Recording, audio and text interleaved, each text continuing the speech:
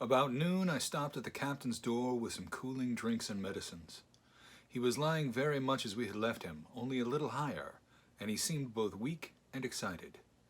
"Jim," he said, "you're the only one here that's worth anything, and you know I've always been good to you. Never a month but I've given you a silver fourpenny for yourself. And now, you see, mate, I'm pretty low and deserted by all, and Jim, you'll bring me one noggin of rum now, won't you, matey?" "The doctor," I began, but he broke in cursing the doctor, in a feeble voice but heartily. "Doctors is all swabs," he said, "and that doctor there, why, what do he know about seafaring men? I've been in places as hot as pitch, and mates dropping round with Yellow Jack, and blessed land a heaving like the sea with earthquakes. What do the doctor know of lands like that? And I lived on rum, I tell you. It's been meat and drink and man and wife to me. And if I'm not to have my rum now, I'm a poor old hulk on a lee shore. My blood'll be on you, Jim, and that doctor swab." And he ran on again for a while with curses. "Look, Jim, how me fingers fidgets," he continued on in a pleading tone. "I can't keep 'em still. Not I. I haven't had a drop this blessed day. That doctor's a fool, I tell you. If I don't have a drain of rum, Jim, I'll have the horrors. I seen some of 'em already. I seen old Flint in the corner there, behind you, as plain as print. I seen him, and if I get the horrors, I'm a man that has lived rough, and I'll raise Cain. Your doctor hisself said one glass wouldn't hurt me. I'll give you a golden guinea for a noggin, Jim." He was growing more and more excited, and this alarmed me for my father, who was very low that day and needed quiet. Besides, I was reassured by the doctor's words now quoted to me and rather offended by the offer of a bribe. "I want none of your money," said I, "but what you owe my father, I'll get you one glass, and no more."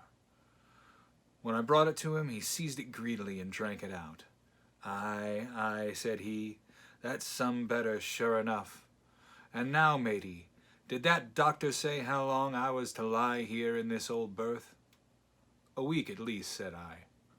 "Thunder," he cried, "a week! I can't do that. They'd have the black spot on me by then. The lubbers is going about to get the wind of me this blessed moment. Lubbers as couldn't keep what they got and want to nail what is another's. Is that seamanly behavior now, I want to know? But I'm saving a soul. I never wasted good money of mine, nor lost it neither, and I'll trick 'em again. I'm not afraid of 'em. I'll shake out another reef, matey, and daddle 'em again." As he was thus speaking, he had risen from bed with great difficulty, holding to my shoulder with a grip that almost made me cry out, and moving his legs like so much dead weight. His words, spirited as they were in meaning, contrasted sadly with the weakness of the voice in which they were uttered. He paused when he had got into a sitting position on the edge. "That doctor's done me," he murmured. "My ears singing, lay me back." Before I could do much to help him, he had fallen back again to his former place, where he lay for a while silent. "Jim," he said at great length, "you saw that seafaring man today?" "Black Dog?" I asked. "Ah, Black Dog," says he. "He's a bad 'un, but there's worse that put him on. Now, if I can't get away nohow, and they tip me the black spot, mind you, it's my old sea chest they're after. You get on a horse. You can, can't you? Well then, get on a horse and go to, well, yes I will, to that eternal doctor swab, and tell him to pipe all hands, magistrates and such, and he'll lay him aboard at the Admiral Benbow. All old Flint's crew, man and boy, all of 'em that's left. I was first mate, I was, old Flint's first mate, and I'm the only one that knows the place. He gave it me at Savannah when he lay a-dying, like as if I was to know, you see. But you won't peach unless they get the black spot on me, or unless you see that Black Dog again, or a seafaring man with one leg, Jim, him above all." "But what is the black spot, Captain?" I asked. "That's a summons, mate. I'll tell you if they get that. But you keep your weather eye open, Jim, and I'll share with ye equals, upon my honor." He wondered a bit longer, his voice growing weaker, but soon after I had given him his medicine, which he took like a child, with the remark, "If ever a seaman wanted drugs, it's me." He fell at last into a heavy swoon-like sleep in which I left him. What I should have done, had all gone well, I do not know. Probably I should have told the whole story to the doctor, for I was in mortal fear lest the captain should repent of his confessions and make an end of me. But as things fell out, my poor father died quite suddenly that evening, which put all other matters on one side. Our natural distress, the visits of the neighbors, the arrangings of the funeral, and all the work of the inn to be carried on in the meanwhile kept me so busy that I had scarcely time to think of the captain, far less to be afraid of him. He got downstairs next morning, to be sure, and had his meals as usual, though he ate little and had more, I'm afraid, than his usual supply of rum, for he helped himself out of the bar, scowling and blowing through his nose, and no one dared to cross him. On the night before the funeral he was as drunk as ever, and it was shocking in that house of mourning to hear him singing away at his ugly old sea-song. But weak as he was, we were all in fear of death for him, and the doctor was suddenly taken up with a case many miles away, and was never near the house after my father's death. I have said the captain was weak, and indeed he seemed rather to grow weaker rather than regain his strength.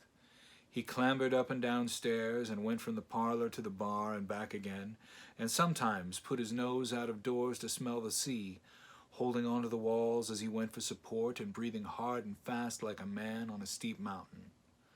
He never particularly addressed me, and it is my belief that he had as good as forgotten his confidences, but his temper was more flighty, and allowing for his bodily weakness more violent than ever. He had an alarming way, now when he was drunk, of drawing his cutlass and laying it bare before him on the table. But with all that, he minded people less and seemed to shut up in his own thoughts and rather wondering. Once, for instance, to our extreme wonder, he piped up to a different air, a kind of country love song that he must have learned in his youth, before he had begun to follow the sea. So things passed until, the day after the funeral, and about 3 o'clock of a bitter, foggy, frosty afternoon, I was standing at the door for a moment, full of sad thoughts about my father, when I saw someone drawing slowly near along the road. He was plainly blind, for he tapped before him with a stick, and wore a great green shade over his eyes and nose, and he was hunched, as if with age or weakness, and wore a huge old tattered sea cloak with a hood that made him appear positively deformed. I never saw in my life a more dreadful-looking figure. He stopped a little from the inn, and raising his voice in an odd sing-song, addressed the air in front of him. "Will any kind friend inform a poor blind man, who has lost the precious sight of his eyes in the gracious defense of his native country, England, and God bless King George, where or in whatever part of the country he may now be?" "You are at the Admiral Benbow, Black Hill Cove, my good man," said I. "I hear a voice," said he, "a young voice. Will you give me your hand, my kind young friend, and lead me in?" I held out my hand, and the horrible, soft-spoken, eyeless creature gripped it in a moment like a vice. I was so much startled that I struggled to withdraw, but the blind man pulled me close up to him with a single action of his arm. "Now, boy," he said, "take me in to the captain." "Sir," said I, "upon my word I dare not." "Oh," he sneered, "that's it. Take me in straight or I'll break your arm." And he gave it, as he spoke, a wrench that made me cry out. "Sir," said I, "it is for yourself I mean. The captain is not what he used to be. He sits with a drawn cutlass. Another gentleman—" "Come now, march," interrupted he, and I never heard a voice so cruel and cold and ugly as that blind man's. It cowed me more than the pain, and I began to obey him at once, walking straight in at the door and towards the parlor where our sick old buccaneer was sitting, dazed with rum. The blind man clung close to me, holding me in one iron fist and leaning almost more of his weight on me than I could carry. "Lead me straight up to him, and when I'm in view, cry out, 'Here's a friend for you, Bill.' If you don't, I'll do this." And with that he gave me a twitch that I thought would have made me faint. Between this and that I was so utterly terrified of the blind beggar, that I forgot my terror of the captain, and as I opened the parlor door, cried out the words he had ordered in a trembling voice. The poor captain raised his eyes, and at one look the rum went out of him and left him staring sober. The expression of his face was not so much of terror as it was of mortal sickness. He made a movement to rise, but I do not believe he had enough force left in his body. "Now, Bill, sit where you are," said the beggar. "If I can't see, I can hear a finger stirring. Business is business. Hold out your left hand. Boy, take his left hand by the wrist and bring it near to my right." We both obeyed him to the letter, and I saw him pass something from the hollow of the hand that held his stick into the palm of the captain's, which closed upon it instantly. "And now that's done," said the blind man. And at the words he suddenly left hold of me, and with incredible accuracy and nimbleness skipped out of the parlor and into the road, where as I stood motionless, I could hear his stick go tap, tap, tapping into the distance. It was some time before either I or the captain seemed to gather our senses, but at length, and about at the same moment, I released his wrist, which I was still holding, and he drew in his hand and looked sharply into the palm. "10 o'clock, he cried. 6 hours. We'll do them yet," and he sprang to his feet. Even as he did so, he reeled, put his hand to his throat, stood swaying for a moment, and then, with a peculiar sound, fell from his whole height, face foremost, to the floor. I ran to him at once, calling my mother, but haste was all in vain. The captain had been struck dead by thundering apoplexy.